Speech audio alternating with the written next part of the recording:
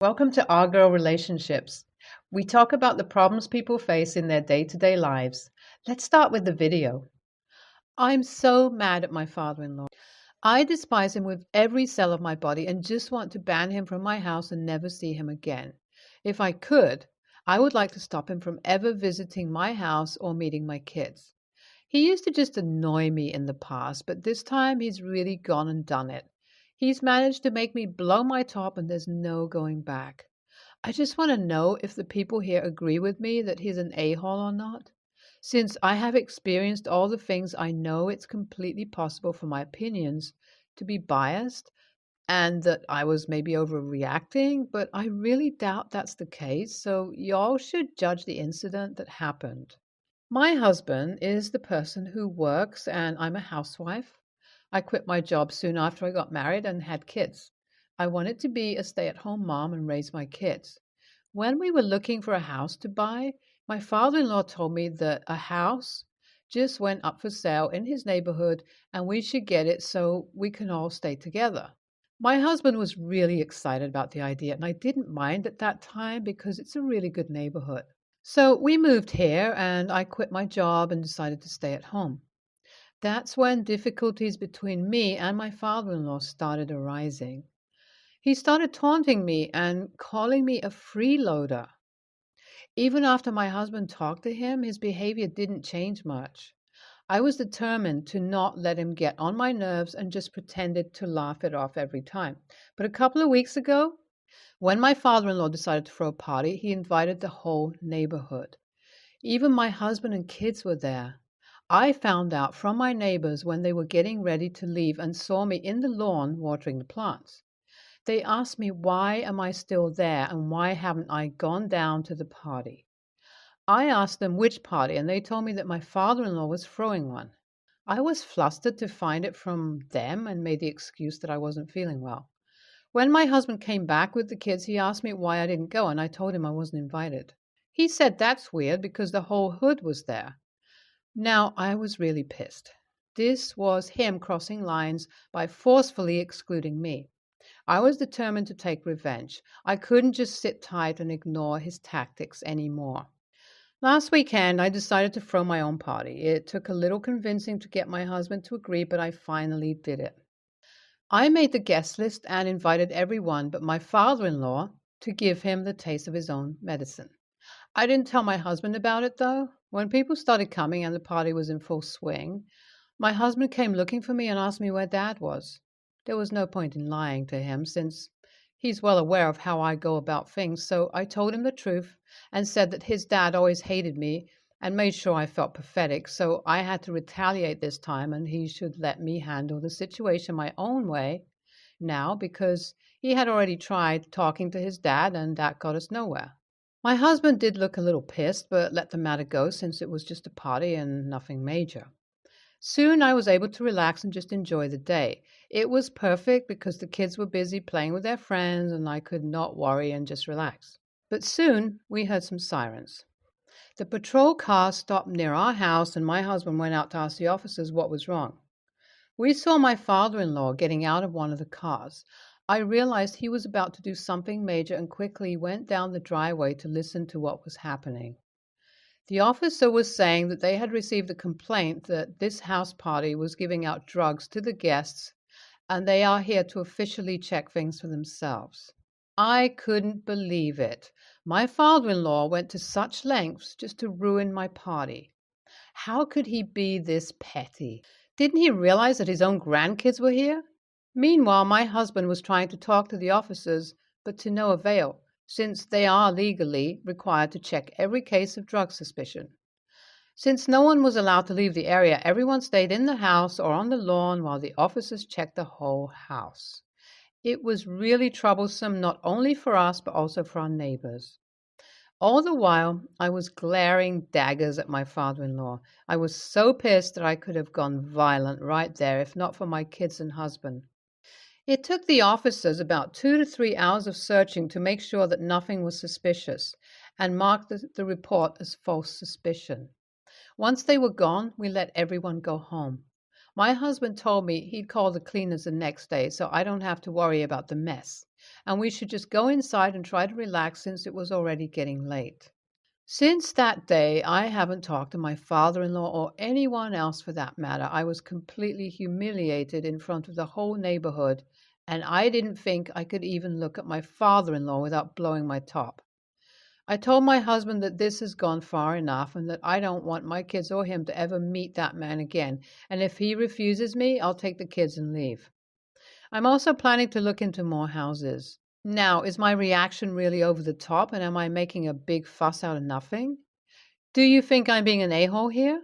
My husband did tell me that he can't just up and leave his family, but he was going to put his foot down because his father had gone very far this time. He said this isn't his usual behavior and he can't understand why in the world he would hate me so much that he would compromise his own grandchildren's childhood by sending officers to our house. I don't care about whatever my husband says or does now because I know for a fact that I won't put up with the antics of my father in law anymore.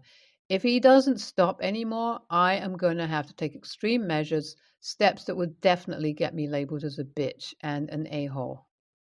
My husband finally talked to his dad one last time. He invited him over for drinks and brought up the conversation subtly. He asked him why he went to such limits last time as to send cops to his own son's place. His dad said that he didn't really have a choice. He had been trying really hard to make his son understand that I'm someone who would ruin this house and his children. He told him that a freeloader like me, who doesn't work or contribute anything to the home, is not worth his son's love, and he should just let me go. I was glad to hear my husband sound disrespected at those words because if he hadn't stood up for me right there, I would have really hurt his father. The absolute disgrace of his words was so disappointing that I didn't even know where to begin.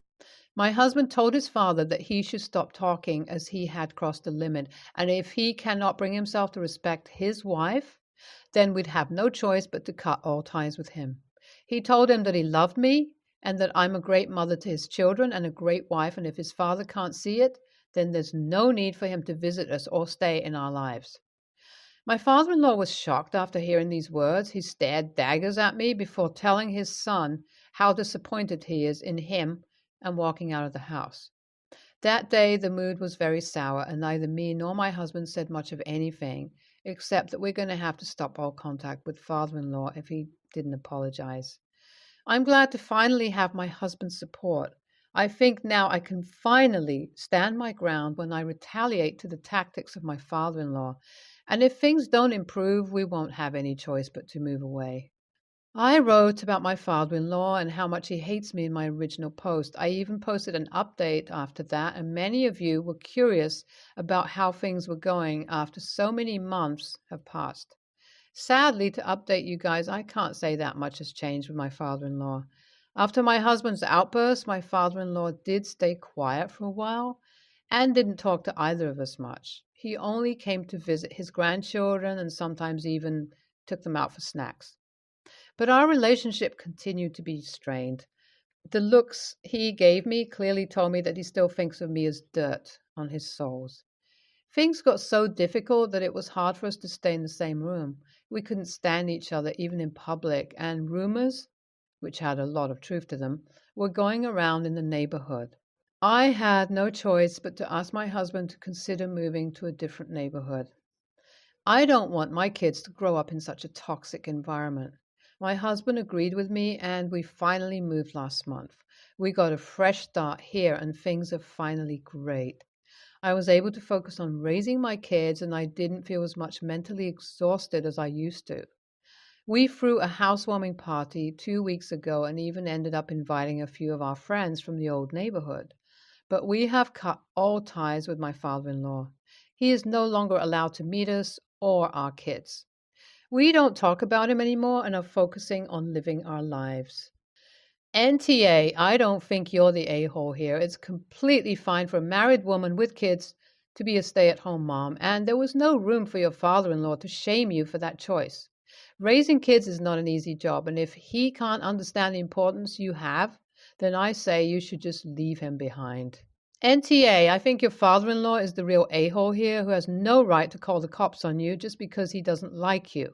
It was a crappy move. And if I was at your place, then I would have put him in his place a long time ago. I don't know how you managed to show as much patience with him as you did, but I really think he doesn't deserve any of that.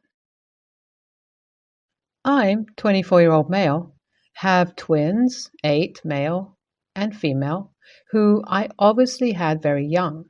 Their mom was my first girlfriend and got pregnant with them when we were freshmen in high school, 14, 15. She came from a very well-off family whose public appearance meant everything to them. She was on board with keeping them, but a few months after giving birth, she and her parents told me that they wanted to give them up for adoption because they didn't want the babies to mess up her future. I wouldn't agree to it, and that resulted in her signing away her parental rights, moving away, and blocking me on everything. I tried to reach out to her and her family multiple times over the years, up until the twins were 3. I continued to be the best dad I could be without her, even though it was extremely hard, and even made it through college with them. My sophomore year of college, I met a great girl who's now my wife and has taken on the mother role for my kids. They love her. I love her. It's great. She legally adopted them after we got married, and everything has been going so good. About 3 months ago, I received a call from a number that seemed familiar, but I couldn't remember who it could be. When I answered, it was my kids' bio mom asking about them. I immediately told her that it wasn't her place to ask about them and they have a mom, and to lose my number. Since that day, I've gotten calls, texts, and voicemails from random numbers, and they're all from her. I never answer or respond to them. A little over a week ago, I was out with my wife and kids when their bio mom approached me. When I realized it was her, I pulled her away from them and told her she needs to leave me and my family alone. She immediately started sobbing and telling me how sorry she was and how all she craves is motherhood and that she was young and dumb and just wants her babies back. I told her that I didn't care. She made her bed now, she needs to lay in it, and that if she contacted me again, I would be filing a restraining order against her. We parted ways and I took my family home. My wife didn't ask questions until the kids were asleep, and that's when I told her about the calls and texts. We talked about everything, and my wife told me that I was being unfair to her for punishing her for a choice that she made and probably didn't have a say in at 15. She wants me to give her a chance to at least explain everything, but I don't feel like I want to do that. Raising 2 kids as a kid myself was hard, and I did it with very little help. I don't feel that I should give her a chance to explain her decisions, but my wife says it's unfair not to allow an explanation. AITA? I would like to add that my kids are fully aware that my wife isn't their biological mother. She's been in their lives since they were 4. Also, since they've understood the concept of a mother around 3-ish, they were a bit curious as to who their biological mother is, and I've never hid it from them. I did my best to explain that situation to them in a way that they would understand. I would always show them pictures and stop shortly after I met my wife. I've talked to my personal therapist, as this situation has been extremely stressful for me to handle because it's felt like years of suppressed emotions are resurfacing. With the advice of my therapist, my wife and I will be meeting with their mother to at least hear her out. I'll try to update again once we meet. Appreciate the advice from you all. NTA at all, and I would not entertain letting her have any contact. The situation would be different if she had contacted you periodically over the years, or at least when she turned 18, 21, to express regret or ask how they were doing. But she said nothing for 8 years, even when OP tried to contact her. If her family was able to control her until she was 24, you don't want someone like that in you or your kids' lives. NTA, she gave up the kids for adoption. It's basically the same as having a closed adoption. You can't waltz back in 8 years later and be like, oh, I crave motherhood, like they are some sort of snack you can fill up on whenever it suits you. She can wait until they're 18, like anyone else who gives up their kids. I get she was young, but she's 24 now. She had, at the very least, the last 6 years to try contact you. Instead, she lived her life, and now that all the school and being young, wild, and free is done, she thinks she can pick up where she left off? Think not. My son's dad abandoned him, and I am an 18-year-old mom. And when my husband wanted to adopt my son, his bio dad, after having zero contact for 6 years, said no. I didn't care. I pushed it anyways. My son better not have some flake in his life. NTA, you don't owe that woman a thing. She and her family made a decision years ago, and it was to not be a part of the children's lives. She now regrets it and wants to be their mom. No. They have a mother who has been there day in and day out and is legally their mother. What happens if they meet this woman and next week, month, year, she decides that being mom isn't for her and vanishes? Kids need stability and predictability. Document everything and file a restraining order if necessary. Explain it to your kids when they're old enough to understand and make a choice of their own. If you let this woman in now, there's no telling what she will want next. It could be a slippery slope. I'm a 22-year-old female and have a very big family. I have 3 step siblings and 4 half siblings. I am one of the older ones. I go to medical school and moved out 2 years ago. Since my parents, mother and stepfather, have so many kids to take care of, they aren't able to help me out financially as much. They do pay for my education, which is about $3,000 per year, just like they do for the other kids. I have a job and use student loans to pay for all of my expenses.